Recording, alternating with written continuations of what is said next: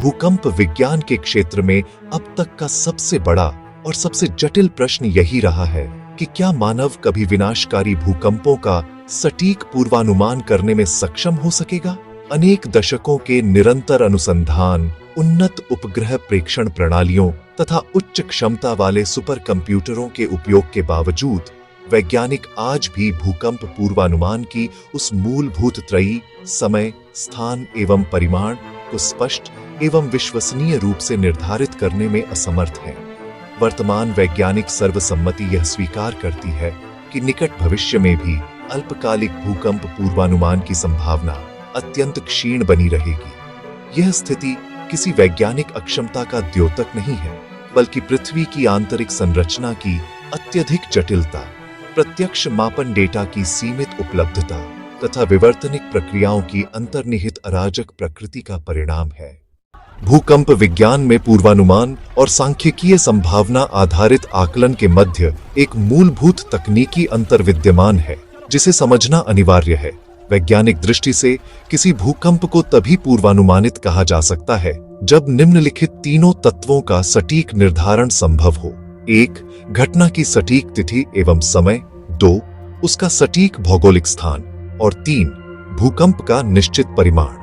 वर्तमान में ऐसा कोई भी सर्वमान्य एवं विश्वसनीय वैज्ञानिक मॉडल उपलब्ध नहीं है जो इन तीनों मानकों को एक साथ एवं उच्च विश्वसनीयता के साथ प्रस्तुत कर सके। इसके विपरीत सांख्यिकीय पूर्वानुमान एक अधिक व्यावहारिक एवं यथार्थपरक वैज्ञानिक दृष्टिकोण प्रदान करता है। इस पद्धति में यह आकलन किया जाता है कि किसी विशिष्ट भौगोलिक क्षेत्र में एक निश्चित समयावधि, जैसे अगले 30 या 50 वर्षों के भीतर किसी निश्चित परिमाण के भूकंप के घटित होने की प्रायिकता कितनी है। उदाहरण स्वरूप, संयुक्त राज्य भूवैज्ञानिक सर्वेक्षण जैसे संस्थान यह आकलन करते हैं कि कैलिफोर्निया के किसी विशेष विवर्तनिक खंड में आगामी दशकों के दौरान 6.7 अथवा उससे अधिक तीव्रता का भूकंप आने की कितनी संभावना है। यह पद्धति भवन निर्माण संहिताओं, भूकंप प्रतिरोधी अभियांत्रिकी तथा शहरी नियोजन के लिए आधार प्रदान करती है, किंतु यह जनता को तत्काल चेतावनी देने में सक्षम नहीं होती। ये क्या हो रहा है? श्रेणी परिभाषा। प्राथमिक उपयोग वैज्ञानिक स्थिति। भूकंप पूर्वानुमान सटीक समय, स्थान एवं तीव्रता, तात्कालिक जीवन रक्षा वर्तमान में अप्राप्य। सांख्यिकीय पूर्वानुमान, दीर्घकालिक प्रायिकता, अभियांत्रिकी एवं बीमा व्यापक रूप से स्वीकृत।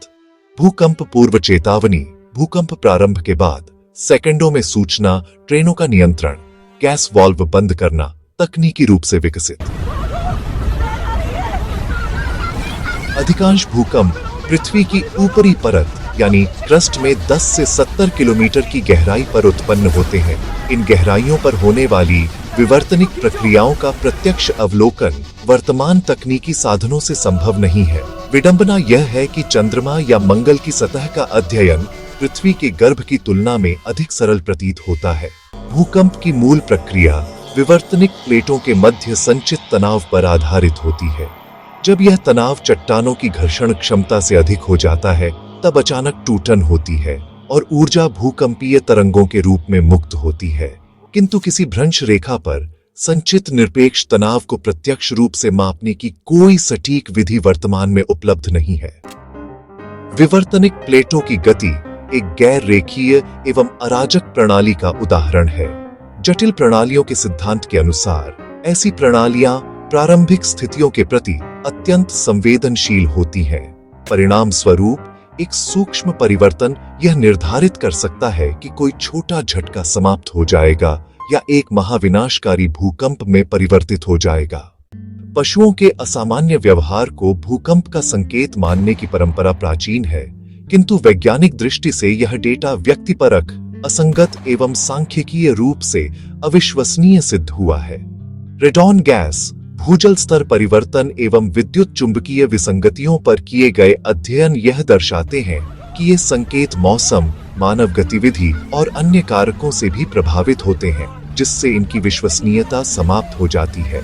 संकेत प्रस्तावित तंत्र विफलता का कारण रेडॉन गैस, सूक्ष्म दरारों से उत्सर्जन, मौसमी प्रभाव, पशु व्यवहार, सूक्ष्म कंपन संवेदन, पुष्टिकरण पूर्वाग्रह, भूजल स्तर, छिद्र दाब परिवर्तन, स्थानीय जल प्रबंधन, सिस्मिक स्वार्म, छोटे झटकों की वृद्धि, अधिकांश मामलों में बड़ा भूकंप नहीं।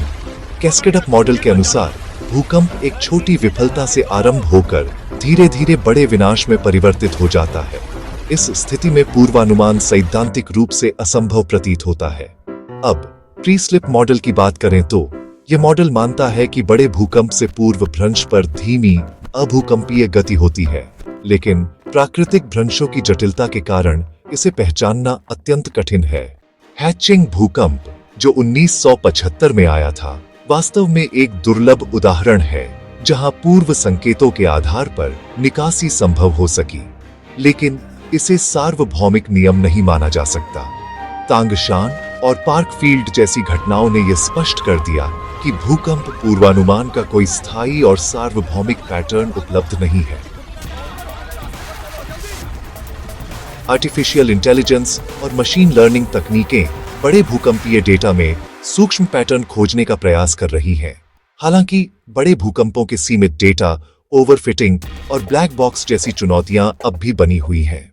फाइबर ऑप्टिक केबलों का उपयोग कर हजारों संवेदनशील सेंसरों के निर्माण ने भूकंपीय निगरानी को एक नई दिशा दी है, लेकिन विशाल डेटा प्रबंधन अब एक नई चुनौती बनकर उभरा है।